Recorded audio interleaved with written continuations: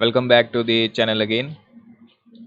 आज की वीडियो हम अपने अगले ऑपरेटर के साथ स्टार्ट करते हैं, जिसमें है आपका कंपैरिजन ऑपरेटर। ठीक है। अब सबसे पहले अगर डेफिनेशन की बात करूं, तो जैसे कि आपको नाम से ही पता लग रहा है, कंपैरिजन। ठीक है ना। कंपेयर करोगे किसी भी वैल्यू को, या उन दोनों के बीच कोई रिलेशन सेटअप करोगे। जैसे कि सी लैंग्वेज में कभी भी आपको किसी भी वैल्यू का कंपैरिजन करना हो, जैसे मैंने यहाँ पे एग्जांपल बताया हुआ है 5 डबल इक्वल टू 5, तो ये जो हो गया आपका, जो ए वैल्यू है वो आपके बी वैल्यू के इक्वल हो गई। ठीक है। अगर कभी भी डेफिनेशन पूछे तो comparison operator in C language are use to compare values and determine the relationship between them. ठीक है। अब बात कर लेते हैं कौन कौन से ऑपरेटर यूज किए जाते हैं सी लैंग्वेज में। पहला ऑपरेटर है आपका डबल इक्वल। इसमें जब कोई भी ए वैल्यू बी वैल्यू के बराबर दिखानी होती है, जैसे कि A double equal to B, तो अब जो आपकी वैल्यू ए है वो इक्वल के बी हो गई। ठीक है ना। बी के इक्वल हो गई जब आप डबल इक्वल का निशान यूज़ करते हो, मतलब ऑपरेटर यूज़ करते हो। और जब सिंगल ऑपरेटर, अगर आपने ध्यान दिया हो तो प्रोग्राम में, जैसे मैंने यहाँ प्रोग्राम में सिंगल ऑपरेटर दिया है, तो ये असाइंड ऑपरेटर है। ठीक है। और ये जो आपका है ये आपका कंपैरेटिव ऑपरेटर है। ठीक है ना। इसमें कंपैरिजन कर रहे हो आप, तो डबल इक्वल लगाओगे तो आपकी ए वैल्यू जो है वो बी के इक्वल हो जाएगी। उसी टाइप से अगर आपकी वैल्यू ए बी के इक्वल नहीं है, ऐसा आपको प्रोग्राम में लिखना है, तब आप लोग ये साइन यूज़ करोगे। ठीक है ना। एक्सक्लेमेटरी इक्वल इक्वल का साइन यूज़ करोगे। उसके बाद ग्रेटर देन, जैसे कि मैथमेटिकल टर्म आपने देखी होगी, तो ए ग्रेटर देन बी, या फिर सी ग्रेटर देन डी, इसके लिए आप लोग ग्रेटर देन साइन का यूज़ करोगे। और अगर लेस देन के लिए करना है तो लेस देन का यूज़ करोगे।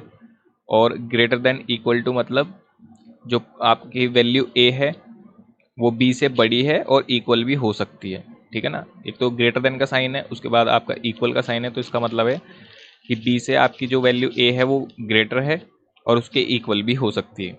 उसी टाइप से आपका ये लेस देन इक्वल टू है, इसका साइन है। तो चलिए अब इन ऑपरेटर्स को आप प्रोग्राम के थ्रू बताता हूँ मैं आपको। ठीक है। सबसे पहला ऑपरेटर है आपका डबल इक्वल टू का।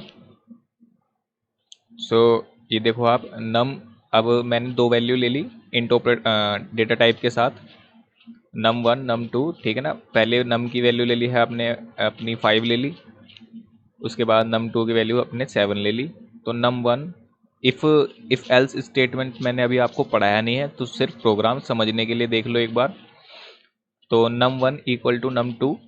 ठीक है ना। तो अब इस प्रोग्राम में आपकी ये कंडीशन जो है, मतलब ये जो आपकी पहली कंडीशन है, ये जब चलेगी जब आपकी नम की वैल्यू वन की वैल्यू नम टू के इक्वल हो जाए। ठीक है ना। डबल इक्वल का मतलब यही तो हुआ, आपकी ए की वैल्यू आपके बी के इक्वल हो जाए, तब आपकी ये वाली कंडीशन चल जाएगी प्रोग्राम में। अदरवाइज आपकी कंडीशन चलेगी जो एल्स में आपने कंडीशन डाली हुई है। ठीक है ना। ये वाली कंडीशन चल जाएगी। अब ऐसा करो, इस प्रोग्राम को आप रन करो। तो जैसे कि यहाँ पे 5 और 7 है वैल्यू, तो इक्वल तो है नहीं, तो हमारी एल्स वाली कंडीशन चलनी चाहिए। तो मैं इसको रन करता हूँ ज़रा, एक सेकंड। हाँ, तो आपका प्रोग्राम रन हो गया। अब आ जाओ आप टर्मिनल पे। ठीक है। टर्म ऐसा करो, पहले सेव कर लो उसको। मैं सेव नहीं किया था यार। हाँ, कोड इज ऑलरेडी रनिंग। तो /a.e.xe आउटपुट में ही आएगा आपका। आउटपुट में देखता हूँ आपके लिए आया है। हाँ, तो आप देखो यहाँ पे भी आ गया, the numbers are not equal. ठीक है ना। तो जैसे मैंने आपको कहा था कि आपका नम टू की वैल्यू जो है 7 है और नम वन की 5 है, तो ये दोनों वैल्यू इक्वल तो है नहीं, तो इसलिए आपकी जो सेकंड कंडीशन है वो आपकी रन हो गई। इसी टाइप से जब आप ये करते हो सेकंड वाला, तो इसमें आपका क्या इंडिकेट कर रहा है कि आपकी जो ए वैल्यू है वो इक्वल नहीं है बी वैल्यू के, मतलब नम वन इक्वल नहीं है नम टू के। तो ये स्टेटमेंट तो ट्रू है। तो इसमें आपका जब आप इसको रन करोगे, इसको रन कर देता हूँ मैं एक बार।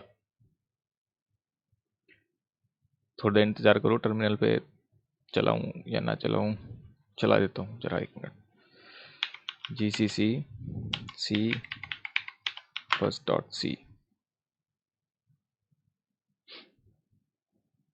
और .a.exe।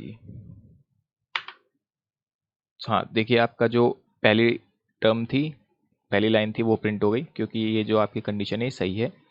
इसे मैंने नॉट इक्वल टू का यूज़ किया है, ठीक है ना। जब भी ए इक्वल नहीं है आपको बी के, प्रोग्राम में ये चीज़ लिखनी है तो आप लोग इस साइन का यूज़ करेंगे। बाकी और साइंस का यूज़ आप अपने हिसाब से करके देखो, ठीक है ना, कौन कौन सी स्टेटमेंट प्रिंट हो रही है, कौन कौन सी नहीं। जैसे ग्रेटर देन का यूज़ कर लो, लेस देन का यूज़ कर लो, लेस देन इक्वल टू का यूज़ कर लो। बस इनको यहाँ पे उठा के प्रिंट करा लो, पेस्ट करके देख लो कि क्या प्रिंट हो रहा है, आउटपुट क्या आ रहा है। इसमें आपकी क्या कहते हैं, प्रोग्रामिंग स्किल्स में हेल्प हो जाएगी और आपको पता भी लग जाएगा कि आउटपुट क्या क्या आता है, ठीक है। बाकी अब चलते हैं कुछ इंपॉर्टेंट पॉइंट्स में, ठीक है ना, जो आपको इनसे रिलेटेड ध्यान रखना है, कंपैरेटिव ऑपरेटर से रिलेटेड है ये पॉइंट्स। तो सबसे पहला पॉइंट है आपका ये वाला कि जो कंपैरिजन ऑपरेटर होते हैं उसमें जो आपको रिटर्न वैल्यू मिलती है वो आपका ट्रू और फॉल्स में मिलती है। बिट ऑपरेटर में, मतलब बिट में मिलती है 1 और 0। तो अब अगर आप नोटिस करो तो जब कंडीशन डालते हो आप, जैसे डबल इक्वल टू की कंडीशन डाली, तो उसमें आपको 2 ही वैल्यू रिटर्न होंगी। या तो ये बात ट्रू है, मतलब या तो वैल्यू 1 रिटर्न होगी, या फिर ये बात गलत है तो वैल्यू 0, ठीक है ना। और वेरियस डेटा टाइप्स के साथ इसका यूज़ किया जा सकता है, जैसे character, number, pointer, floating point number, इनके साथ, ठीक है। और ये तो मैंने आपको बता ही दिया था, असाइनमेंट ऑपरेटर के साथ कंफ्यूज मत होना। असाइनमेंट ऑपरेटर वैल्यू को असाइन करते हैं वेरिएबल में जब तब यूज़ करते हैं, और ये एक कंपैरिजन ऑपरेटर है।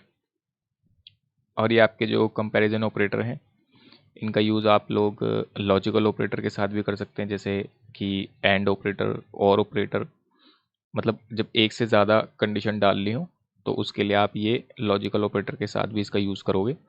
ये प्रोग्राम में मैं आगे आपको दिखाऊंगा कैसे कैसे यूज़ करना है, ठीक है ना। जब हम लोग छोटे मोटे प्रोजेक्ट बनाएंगे तब आपको पता लग जाएगा। बाकी तो बस ये बेसिक है ही। आप लोग ये जो थ्योरी है ये मैं आपको अपने ब्लॉग पे दे दूंगा, नीचे डिस्क्रिप्शन में लिंक पे दे दूंगा, आप लोग वहाँ से जाके एक बार इसको रीड कर लेना। बाकी आपको नोट्स की ज़रूरत है तो आप इससे नोट्स बना ही लेना, ठीक है। बाकी इससे आगे हम अपनी अगली वीडियो में बात करेंगे अपने अगले ऑपरेटर के साथ।